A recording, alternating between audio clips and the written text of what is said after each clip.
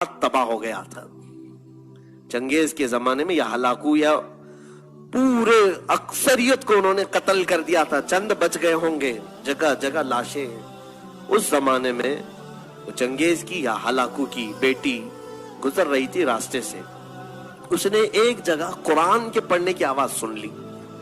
कहीं कुरान की तिलावत हो रही थी, रुक गई, अपने खादिमों से कहा देखो यहाँ कहीं अरबी की आवाज है, कुरान की आवाज आ रही है। ढूंढा गया तो देखा एक आलिम रब्बानी है जो चंद लोगों को बैठ करके उस जमाने में कुरान पढ़ा रहे हैं, जब पूरा बगदाद लुट रहा है, कत्ल और गारत गरी आम है, और वो कुरान पढ़ा रहे। तो ये खातून जो थी वो जालिम बादशाह की बेटी थी, पूरा उसके बाप ने हिलाक कर दिया था।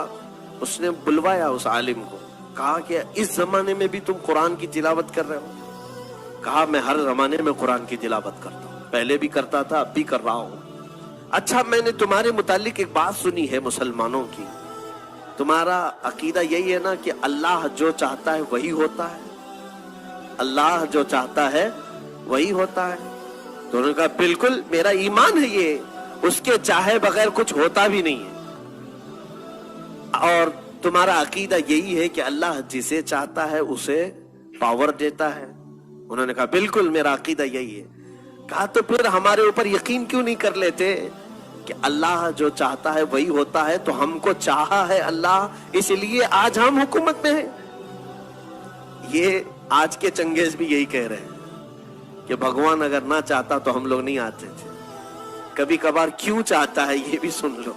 उस आलिम रब्बानी ने बहुत प्यारा जवाब इरशाद फरमाया, कहा बिल्कुल तो सही कह रही है।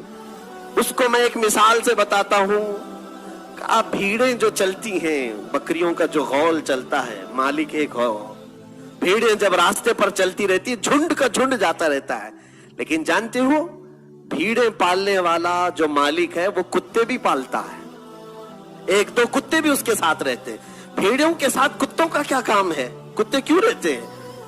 इसलिए कि भेड़ें जब चलते चलते एक आध कोई रास्ता छोड़ के इधर उधर जाए तो कुत्ता भौंकते भौंकते वापस उसे भीड़ों में शामिल कर लेता है। कुत्ता क्या करता है? वो भौंकते हुए मालिक छोड़ देता है कुत्ते को, जाओ, वो भीड़ इधर गई, ये बकरी उधर चली गई। कुत्ता भौंकते हुए उन भीड़ों को गौल में फिर से शामिल कर देता है और फिर वो रास्ते पर चलने लगती हैं। उस आलिम रब्बानी ने फरमाया यकीनन हम उम्मत मुस्तफा भोली भीड़े हैं, जब सिराते मुस्तकीम से इधर उधर हटते हैं अल्लाह तुम जैसे कुत्तों को हम पर भेजता है ताकि तुम भौंक करके फिर से हमें सिराते मुस्तकीम पर ले आओ।